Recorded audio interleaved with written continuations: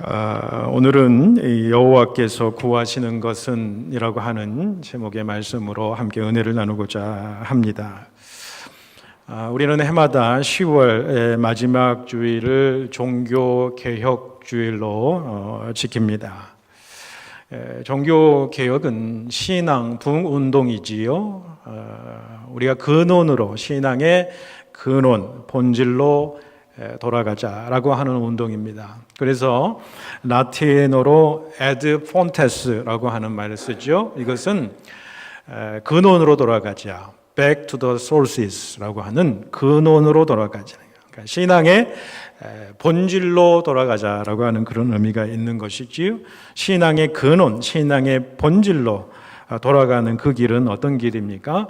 초대교회의 성도들의 그 삶의 모습, 그 교회의 모습으로 돌아가자는 거예요. 우리의 신앙의 모습이 성경으로 돌아가자는 거예요. 말씀으로 돌아가자라는 것이죠. 오직 믿음, 오직 예수로 돌아가자라고 하는 그런 뜻이 있을 것입니다.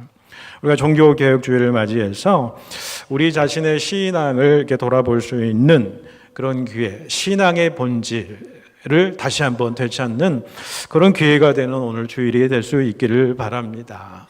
마틴 루터가 종교개혁을 한 이후에 프랑스에서는 이제 칼뱅이라고 하는 사람, 또 스위스의 찌빙글이라고 하는 사람이 이 마틴 루터의 종교개혁을 이어봐서 새로운 전통을 이루는데 이게 바로 개혁교회의 전통입니다. 우리 교회도 이 개혁교회의 전통 가운데에 역사적으로 흘러 들어오는 거지요.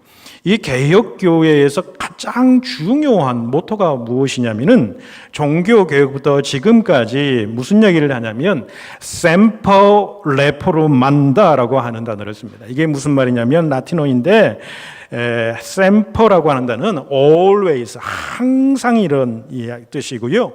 reformanda라고 하는 뜻은 개혁되어지는 교회라는 거예요. 한번 개혁교회는 어떤 교회냐면 항상 개혁되어지는 교회다라는 거죠. 날마다 말씀으로 돌아가서 하나님께서 원하시는 삶이 무엇인지 날마다 우리 자신들을 돌아보고 새롭게 하고 근원으로 돌아가고 신앙의 본질로 돌아가는 것. 이게 바로 우리가 신앙하는 의미, 우리 개혁 신앙을 가진 신앙인들의 삶의 모습이다라는 거지요. 그런 의미에서 보자고 하면 10월 마지막 주만 종교개혁주일이 아니라 우리는 날마다의 주일, 날마다의 삶이 우리에게는 종교개혁의 어떤 그런 삶을 살아야 될 줄로 압니다. 여러분, 어떤 목사님이 신혼여행을 떠난 부부에게 축전을 보냈습니다. 그 내용은 뭐냐면은 요한 1서 4장 18절을 그대들에게 주례하는 목사로부터 이렇게 축전을 보냈습니다. 요한일서 4장 18절의 말씀은 이런 말씀이죠. 사랑 안에 두려움이 없고 온전한 사랑이 두려움을 내어 쫓나니 라고 하는 뜻이 있어요. 그러니까 막 이제 가정을 꾸리는 신혼부부에게 귀한 메시지가 되겠지요. 이런 신혼부부는 이 신혼여행지에서 이 축전을 받고서는 너무 궁금한 것이지요. 그래서 그 축전의 내용을 봤더니 요 일이 아니라 요한복음 4장 18절을 그대에게 주례 목사로부터 라고 하는 내용이 딱 축전의 내용으로 오게 된 겁니다. 너무 궁금하겠지요. 그래서 호텔에 비치되었던 성경책에서 요한복음 4장 18절을 찾아보았습니다. 그런데 그 내용이 어떤 내용이었냐? 네가 남편이 5이 있었으나 지금 있는 자는 내 남편이 아니니 내 말이 참되도다. 이게 목사님께서 주신 축전의 메시지라는 거예요. 신부가 이 말씀을 보고는 얼굴이 하얗게 질려버린 겁니다. 신랑은 까무러치기 일보 직전이죠. 이게 웬일입니까? 이 축전을 전송하는 우체국의 실수로 말미암아 그 요일에서 일자가 빠져버린 거예요.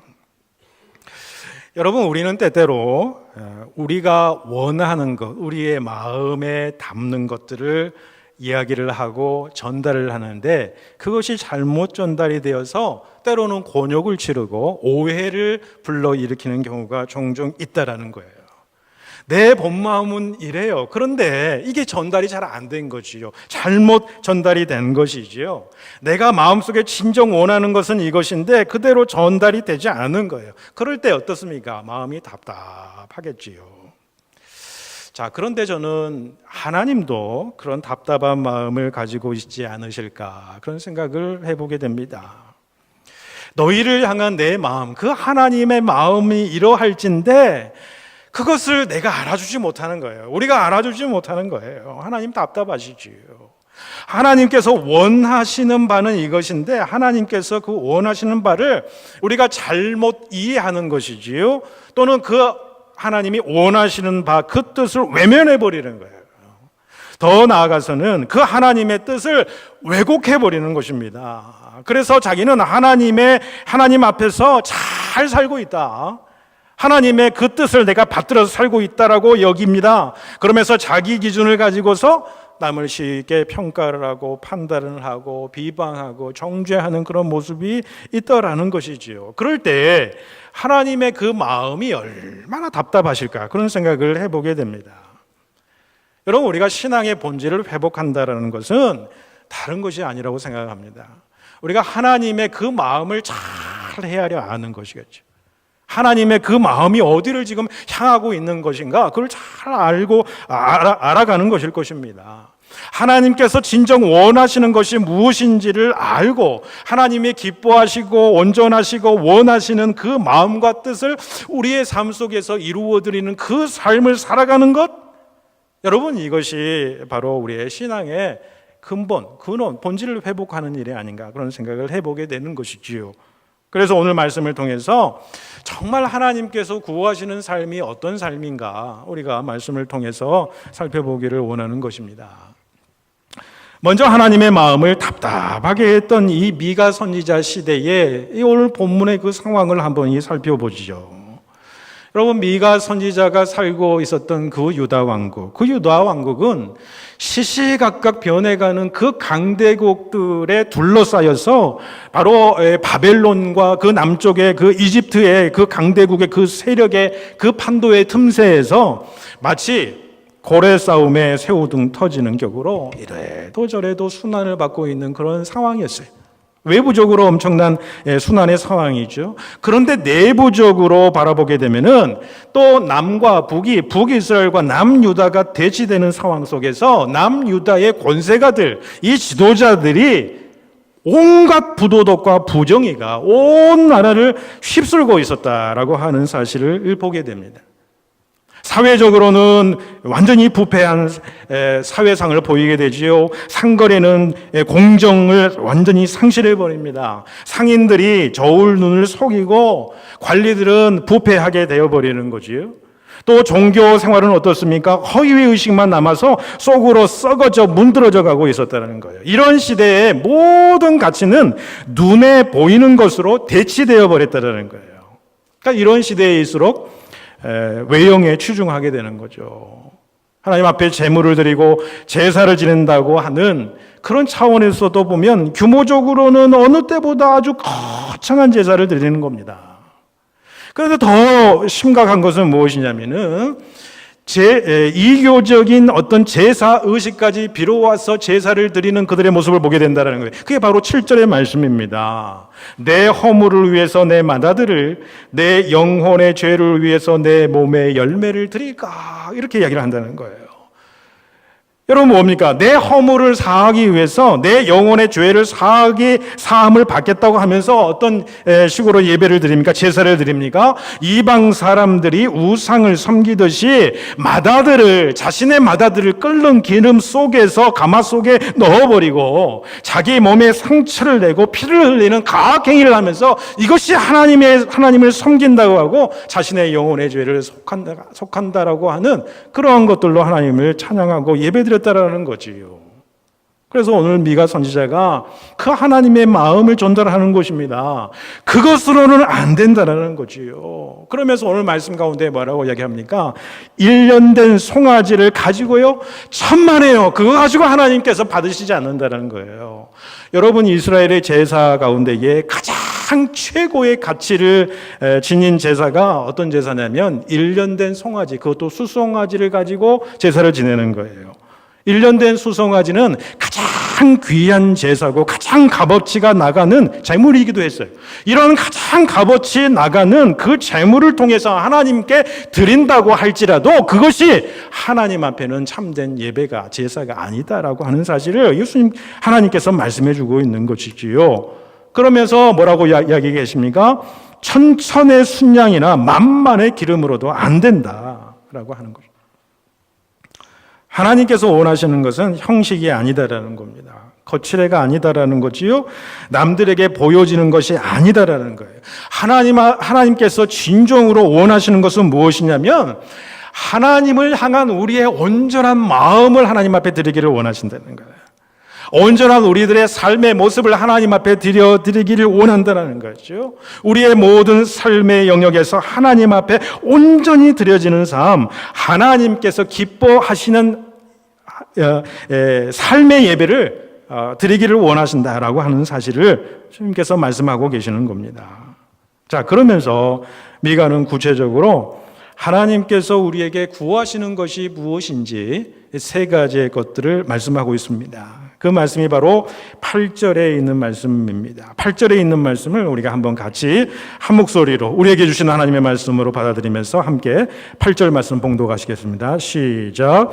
사람아, 주께서 선한 것이 무엇임을 내게 보이셨나니 여호와께서 내게 구하시는 것은 오직 정의를 행하며 인자를 사랑하며 겸손하게 내 하나님과 함께 행하는 것이 아니냐. 여호와께서 우리에게 구하시는 것 세 가지 것들을 우리에게 말씀해 주고 있는 것을 보게 됩니다.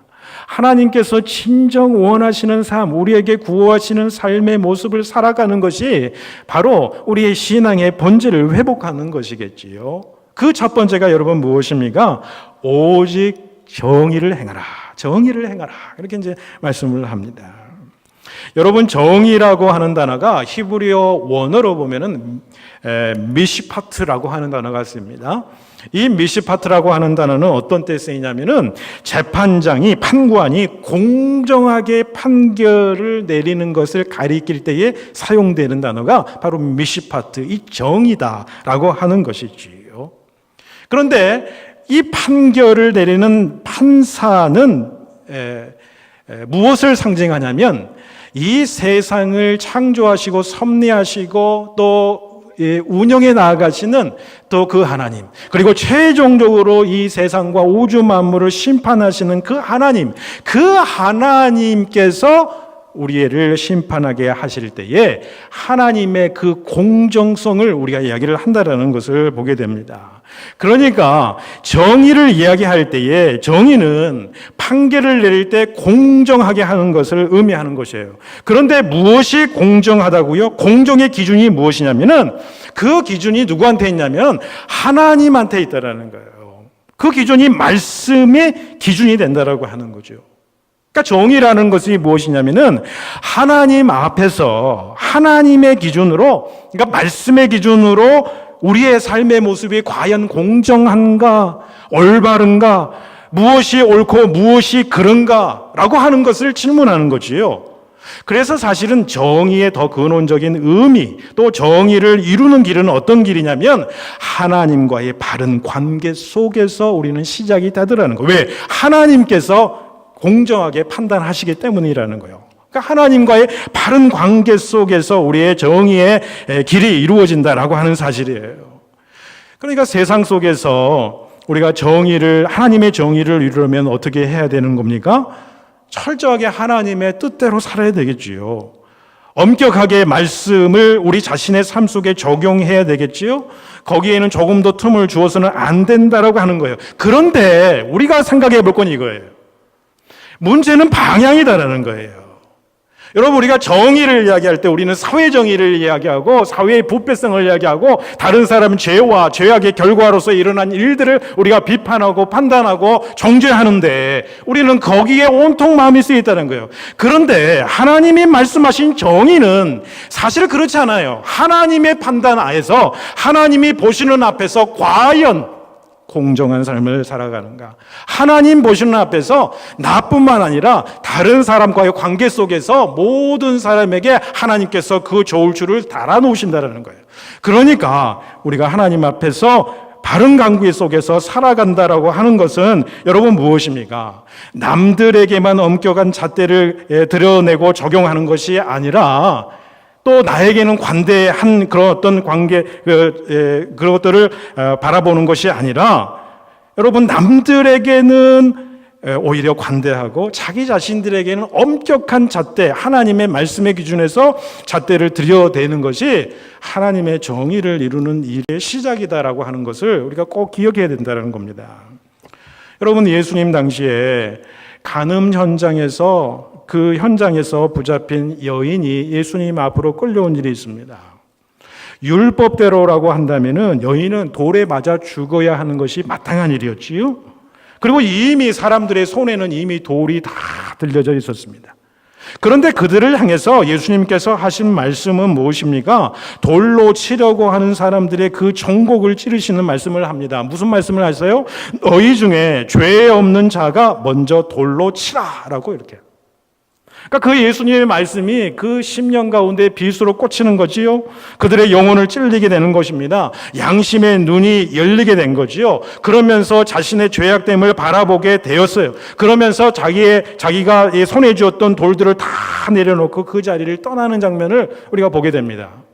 여러분, 주님께서 이 이야기를 통해서 우리에게 말씀하시려는 것이 무엇입니까? 오늘 이 정의의 차원에서 본다면 진정한 정의를 행한다는 것을 무엇을 의미합니까? 그의 시작은 무엇이냐면 남을 보는 것이 아니라 하나님 앞에서 자신의 부족함을 보는 데서부터 하나님의 정의가 시작되는 거예요.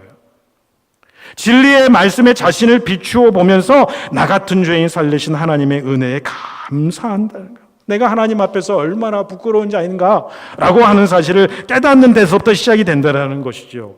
타인의 잘못을 지적하고 타인의 죄에 대해서, 죄의 결과에 대해서 지적하고 불의에 대해서 항거해야 되겠지요. 그러나 그 이전에 나는 하나님 앞에서 옳게 서 있느냐 살피는 것이 하나님의 정의를 행하는 자에게 먼저 있어야 될 바른 태도라고 하는 거예요. 여러분, 그러면서 하나님께서는 이 정의를 행하라고 하는 말씀을 하는가 동시에 인자를 사랑하라라고 하는 말씀을 합니다. 우리가 이 정의를 이루는 것하고 인자를 사랑하는 것은요, 여러분, 이 동전의 양면과 같았어요. 서로 떼어낼 수 없는 관계이기는 합니다. 물론 각자의 뜻이 있습니다만은 이 둘을 같이 놓고 우리가 이해를 해야 된다라고 하는 것이지요. 여러분, 인자를 사랑하는 것이 하나님께서 우리에게 구하시는 삶이라고 했는데, 여러분, 인자라고 하는 것이 무슨 뜻이겠습니까? 히브리어로 헤세드라고 하는 단어가 쓰입니다. 이 헤세드라고 하는 용어는 하나님의 성품을 드러내게 될 때에 하나님이 약속하신 것을 끝까지 지키시는, 끝까지 그 백성들을 사랑하시는 그 언약적인 사랑을 가르쳐서 헤세드, 인자다라고 하는 거예요. 그래서 인자는 은혜라, 또 사랑이다, 긍휼이다 라고 하는 말로 두루두루 사용되는 것이 바로 인자라고 하는 거죠. 여러분, 예수님께서 마태복음 9장에 보시면 이렇게 말씀을 하세요.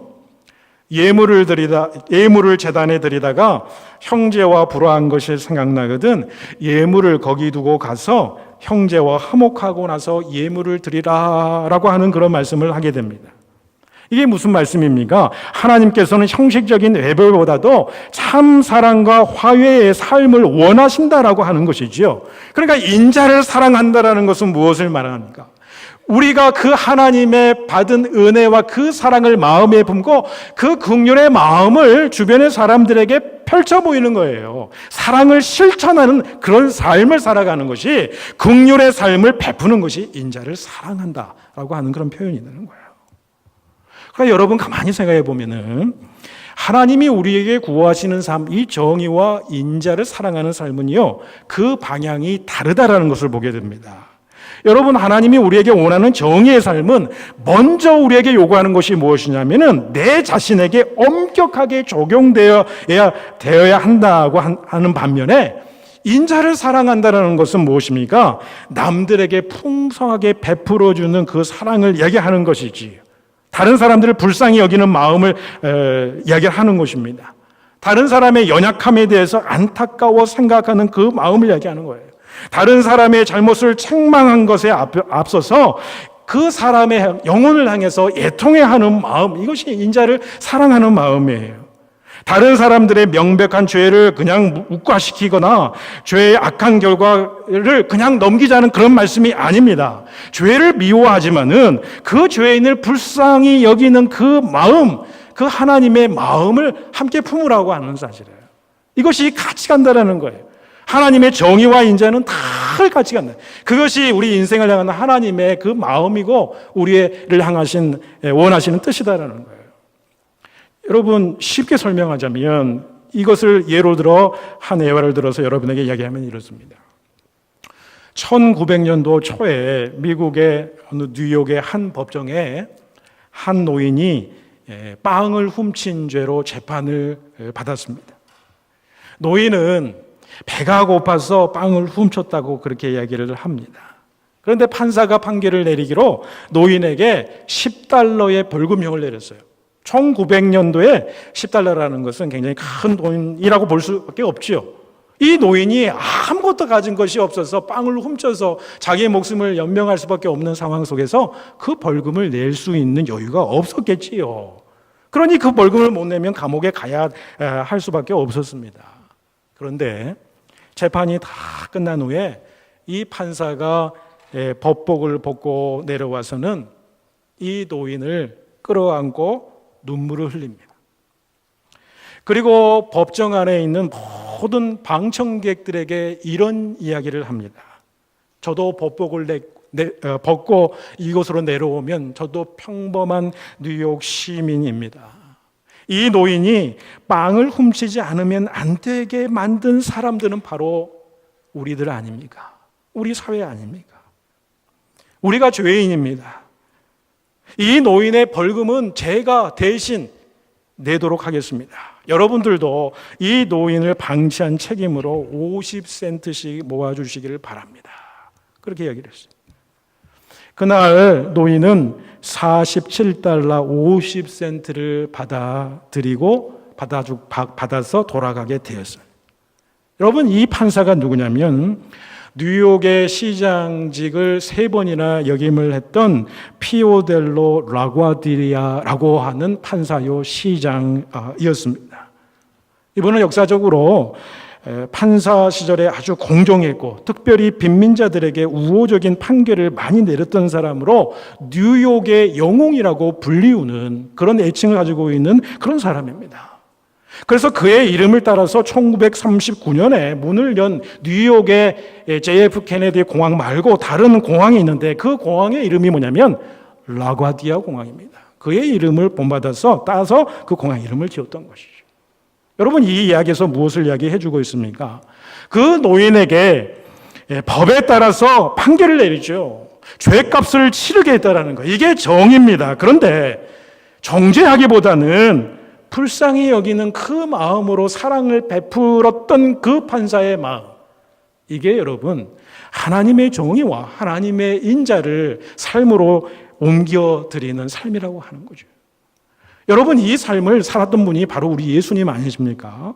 예수님은요, 하나님의 정의와 하나님의 인자, 그 사랑을 어떻게 그 자신 속에서 이루게 했는지 우리에게 보여주는 모본을 보여주신 분이라고 볼 수 있지요. 당신을 향해서는 엄격했다라고 하는 거예요. 당신은 죄가 하나도 없으신 분이셨죠? 그런데 우리 죄를 대신해서 다 십자가를 짊어지지 않습니까? 그 죄들을 적당히 넘기려 하지 않으셨습니다. 십자가에서 엄청난 고난과 고통과 온몸에 상처를 입으시고 피를 흘리시고 그 죄값을 치르셨다는 거예요. 그 죄값이 그만큼 심각했다라는 거지요. 왜 죄 없으신 분이 십자가에서 그렇게 형벌을 받으셨어요? 죄에 대한 결과는 사망인데 그 사망을 한 몸에 받으신 거예요. 그게 하나님의 정의를 이루는 그런 방법이었어요. 왜 죄가 없는 분이 그러셔야만 됐습니까? 예수님은 우리들에게 하나님의 사랑, 그 인자를 사랑하는 마음을 우리에게 베풀어 주시기 위해서라는 거예요.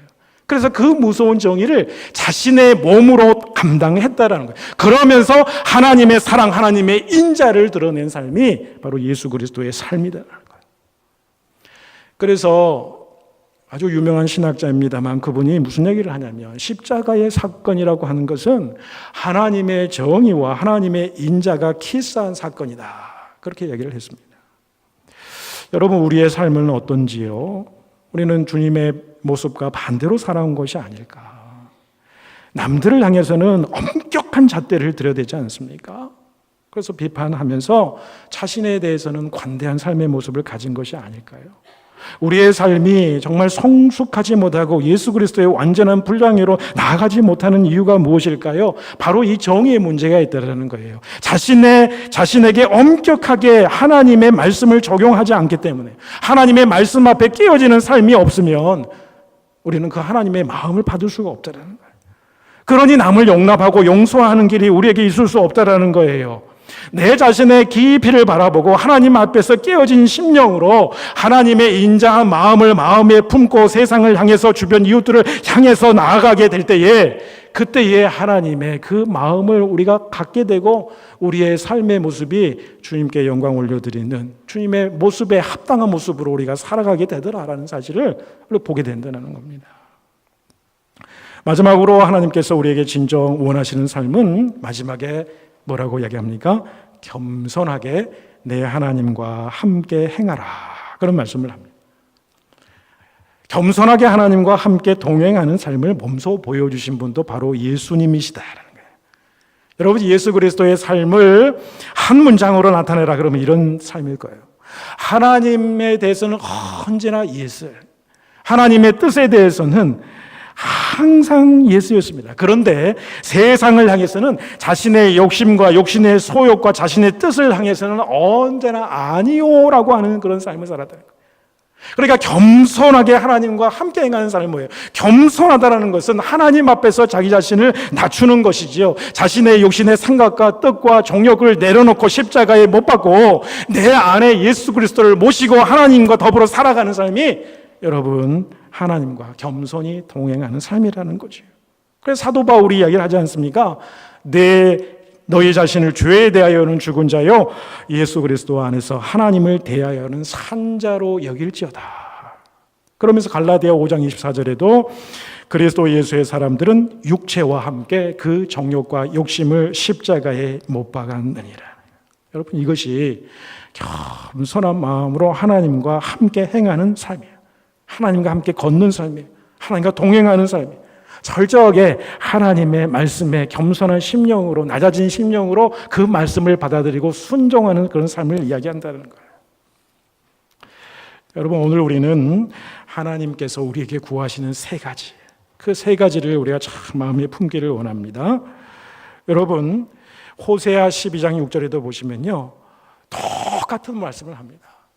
하나님께서 하나님의 백성들, 선지자를 통해서 하신 메시지, 이 선지자들의 메시지의 핵심 내용이 바로 오늘 말씀이라는 거예요. 호세아도 뭐라고 이야기하냐면 너희는 하나님께로 돌아와서 인애와 정의를 지키며 항상 너의 하나님을 바라볼지라 그래요. 이 세 가지 것이 똑같이 나오는 거예요. 그러니까 하나님의 마음은 시대를 초월해서 똑같이 그 마음에 원하시는 뜻이 그렇다라는 거예요. 여러분, 가만히 생각해 보면 믿음의 조상들의 삶의 모습은 어떻습니까? 그런 세 가지의 삶을 살았던 사람이라고 하는 거예요. 처음부터 그런 삶을 살아간 것이 아니었잖아요. 아브라함도 마찬가지입니다. 야곱도, 요셉도 마찬가지예요. 그러나 그 삶의 훈련과 연단을 통해서 하나님의 인자와 또 정의를 이루며 하나님과 동행하는 삶이죠. 자신을 내려놓고 하나님의 뜻에 순종하면서 하나님의 영광을 올렸던 그런 삶의 모습인 줄을 우리가 보게 된다는 거지요.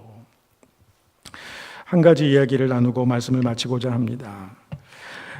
어느 할머니가 계셨는데요, 굉장히 나이가 많이 드셨습니다만은 젊어 보이기도 하시고 때로는 그 얼굴에 참 아름다운 인격의 어떤 향기들이 이게 드러나는, 보면 참 마음이 평온해지는 참 그런 할머님이셨습니다. 그래서 누군가가 질문을 한 것이지요.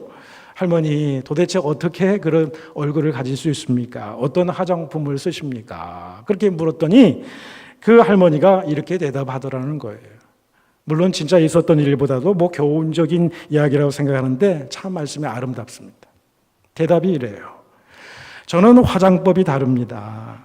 내 입술에는 진실이라는 것을 바르고 나의 음성은 친절로 다듬어지며 나의 눈은 관심으로 화장하고 나의 손은 섬김으로 아름다워지고 나의 가슴은 주님의 마음으로 채우고 나의 코는 신령한 하늘의 향기를 호흡하기 위해서 세우며 나의 미용식품은 하나님의 말씀입니다. 여러분, 이 모습이 오늘 우리 본문을 통해서 하나님께서 우리들에게 구하시는 삶의 모습이 아니겠습니까? 그럼 오늘 말씀 앞에 우리 결단하기를 원합니다. 우리의 삶이 정의를 행하며 살아가는 삶이 되기를 축원합니다. 하나님 앞에서 먼저 우리 자신을 바라보고 하나님과의 온전한 관계 속에서 말씀 앞에서 좌우로 치우치지 않고 공정하게 살아가는 귀한 삶이 우리 가운데 있기를 바라고요. 인자를 사랑하는 그 삶이 우리가 받은 은혜대로 우리의 이웃들에게 사랑과 용서의 손길을 펼치며 살아가고 겸손하게 하나님과 동행하는 삶, 그런 삶을 살아갈 수 있는 저와 여러분 될 수 있기를 주님의 이름으로 축원합니다. 기도드리겠습니다.